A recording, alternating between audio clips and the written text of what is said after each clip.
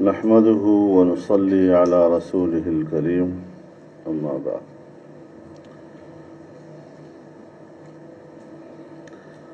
سب سے پہلے تو میں تمام معززین شرکاء سے معذرت کروں گا کہ کچھ تاخیر کے ساتھ میں پہنچا اور آپ کو انتظار کی زحمت گوارا کرنی پڑی۔ کوئی تاخیر تو کچھ باعث تاخیر بھی تھا۔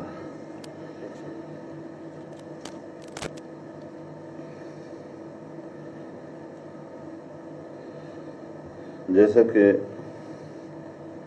آپ کو بتایا گیا ہے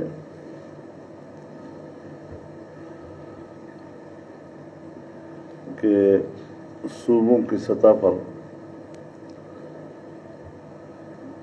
ہماری جماعت نے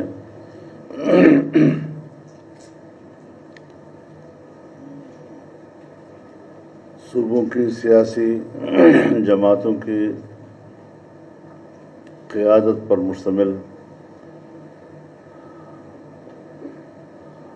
آل پارٹیز کانفرنسز کا سلسلہ شروع کیا۔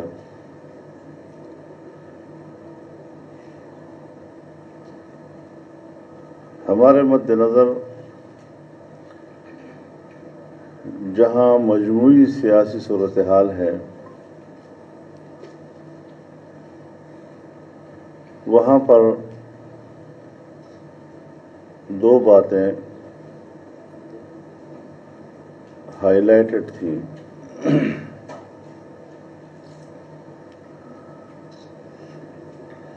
ایسی خبریں آنے لگیں کہ 18ویں ترمیم کو ختم کیا جا رہا ہے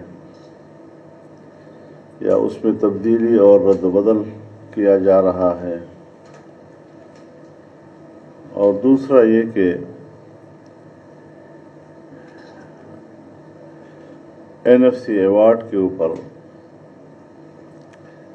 نظر ثانی کی جائے اور وفاق بالکل کنگال ہو گیا ہے، محصولات کا سارا پیسہ صوبے لے جاتے ہیں۔ ظاہر ہے کہ جنرل ضیاء الحق کے زمانے میں جب 8ویں ترمیم سے معاملہ شروع ہوا اور آئین کی پارلیمانی حیثیت ختم کر دی گئی اور اس میں صدر مملکت طاقتور نظر آیا، تو برائے نام آئین پارلیمانی تھا لیکن عملاً وہ صدارتی تھا۔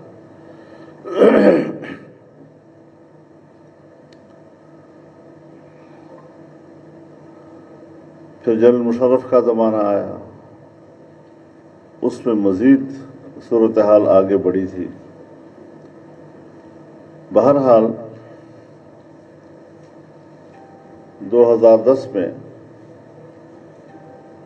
پارلیمنٹ کے اندر ایک خصوصی کمیٹی آئینی اصلاحات کی بنائی گئی اور جس میں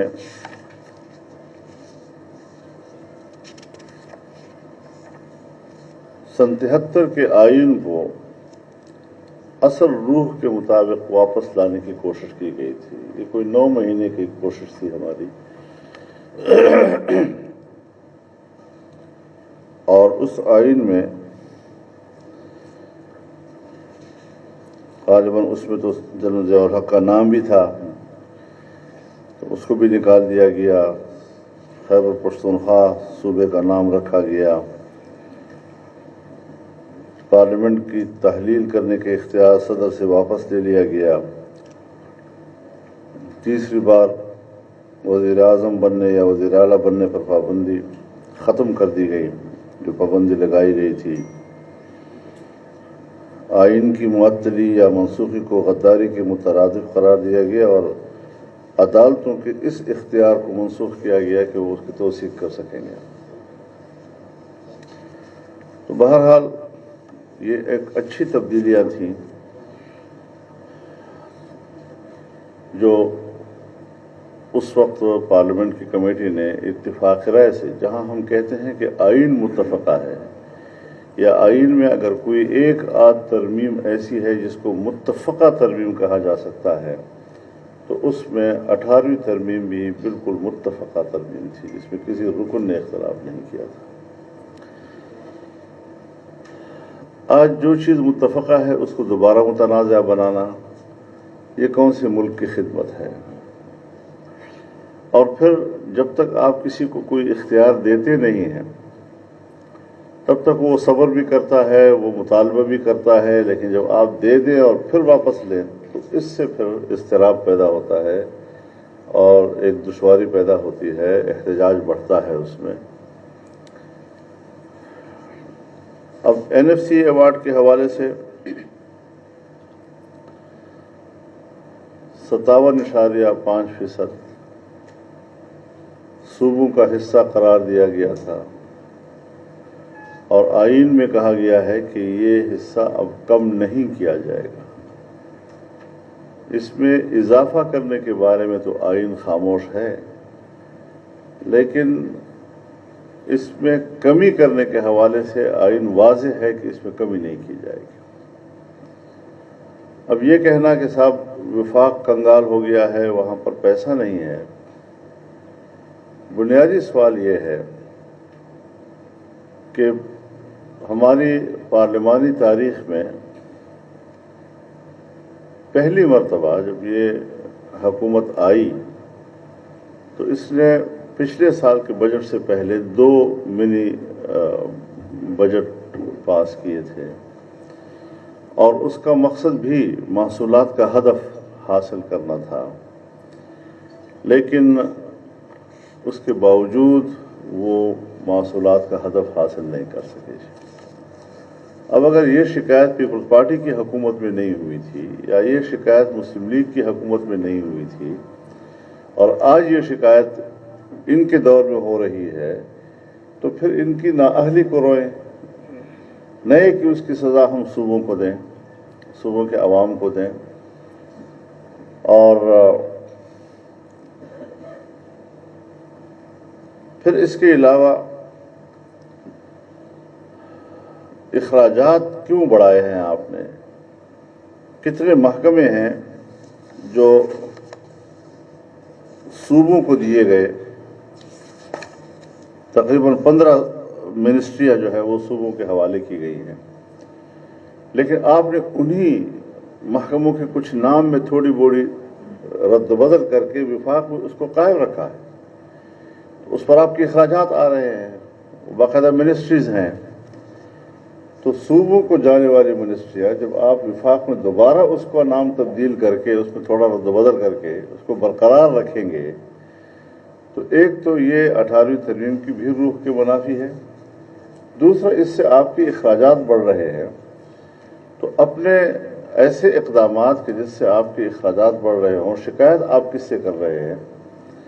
تو یہ 2 چیزیں ایسی تھیں کہ جس پر ہم نے سوچا کہ بڑی سنجیدگی کے ساتھ اس پر غور کیا جائے، اور باقی جماعتوں نے بھی اس حوالے سے آل پارٹیز کیے ہیں جو مستحسن اقدام ہے، لیکن اس حوالے سے چونکہ ہم نے چاروں صوبوں میں ایک ابتدائی طور پر کچھ یکجہتی پیدا کرنی تھی، ان ایشوز کے اوپر ہم نے ایک قومی اتفاق رائے بھی پیدا کرنا تھا، اور پھر آپ حضرات کی مشاورت سے ہمیں آگے بھی بڑھنا تھا۔ اب آپ جانتے ہیں کہ ہر صوبے کی سیاسی صورتحال ایک دوسرے سے مختلف ہے۔ اگر ہم نے صوبہ خیبر پختونخوا میں کی ہے تو وہاں تو حکومت ہے PTI کی، تو باقی جو پارٹیاں ہیں وہ سب اپوزیشن میں ہیں۔ اگر ہم نے بلوچستان اپوزیشن کی میٹنگ کی ہے تو اس میں خیبر پختونخوا میں ANP اپوزیشن میں ہے تو بلوچستان میں وہ گورنمنٹ میں ہے، تو ذرا تھوڑی سی پوزیشن چینج ہو جاتی ہے۔ وہ پارٹیاں جو بلوچستان میں ہیں KP میں نہیں ہیں، پنجاب میں نہیں ہیں، سندھ میں نہیں ہے، یہ فرق بھی ہوتا ہے۔ اسی طرح جب ہم نے صوبہ سندھ میں فیصلہ کیا اور صوبائی جماعت نے کہا کہ ہم بھی یہاں پر ایک اے پی سی کرنا چاہتے ہیں، تو مجھے بھی انہوں نے خصوصی طور پر بلایا. میں نے کہا اچھی بات ہے، میں نے اس کی منظوری بھی دی. اور یہاں پر بھی صورتحال ظاہر ہے کہ ذرا پارٹیز کے حوالے سے مختلف ہے. کچھ پارٹیاں اس صوبے کی ایسی ہیں جو دوسرے صوبوں میں شاید اتنی متعارف نہ ہوں. تو اس اعتبار سے ہم کوشش یہ کریں گے کہ اس میں دو چیزوں کے اوپر اضافہ بھی ہو سکتا ہے، کیونکہ عوام کے مسائل ہوتے ہیں، مہنگائی کا مسئلہ بھی ہے ان کا، بدامنی کا مسئلہ بھی ہوتا ہے. لیکن ہم نے بہرحال متفقات کی طرف جانا ہے. جن چیزوں پر ہمارا اتفاق ہے اس کو اعلامیہ کا حصہ بنائیں. جس چیز پر ہمارا اتفاق نہیں ہے وہ ہر پارٹی کا اپنا اپنا موقف ہے، اور اپنا اپنا موقف ہر پارٹی کو دینے کا پورا حق حاصل ہوتا ہے. تو یہ کچھ گزارشات تھیں جو ابتدائی طور پر میں سمجھ رہا تھا کہ ہمیں کرنی چاہیے. اس وقت جو بجٹ آیا ہے تو سب دنیا اس پر متفق ہے کہ پاکستان کی تاریخ میں پہلی مرتبہ ہوا ہے کہ ہمارا بجٹ جو ہے وہ زیرو سے نیچے چلا جائے. اور پھر پہلی مرتبہ ایسا ہوا ہے کہ اگلے سال کے بجٹ کا حجم وہ پچھلے سال کے بجٹ سے کم. پہلی مرتبہ ایسا ہوا ہے کہ اگلے سال کے محصولات کا ہدف پچھلے سال کے محصولات سے کم. یہ پہلی مرتبہ ہوا ہے. ایسی صورتحال میں اب ظاہر ہے جی کہ یہ تو متمدن دنیا ہے. وہ جو قدیم پرانے زمانوں میں ایک قبائلی طرز معاشرت میں جہاں پر دفاعی قوت جو ہے وہ ریاست کے بقا کا سبب بنتا تھا، آج اس متمدن دنیا میں ریاستوں کی بقا کا سبب معاشی قوت بنتی ہے. اگر معاشی قوت ہے تو فوج نہ بھی ہو، جاپان آج پوری دنیا کو اپنی حیثیت بنوا رہا ہے. اور اگر دفاعی قوت بھلا آپ کی مضبوط ہو لیکن معاشی قوت گر جائے تو پھر سوویت یونین کی مثال بھی سب دنیا کے پاس سامنے واضح ہے. تو آج ہم وہاں پہنچ گئے ہیں جہاں ریاست کو خطرہ ہے.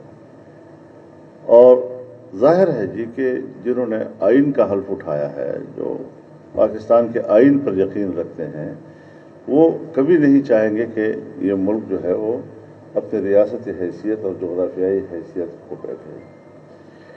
تو اس حوالے سے بھی جب وہ بات کرتے ہیں تو کہتے ہیں جی کرونا کی وجہ سے، تو کرونا کی وجہ سے ہماری معیشت گر گئی. تو کرونا کی وجہ سے میرے خیال میں اگر ہم اسٹیٹ بینک کے دسمبر 2019 کے اعداد و شمار کو سامنے رکھیں تو ہمارا اسٹیٹ بینک کہتا ہے کہ حکومت کا مقرر کردہ ہدف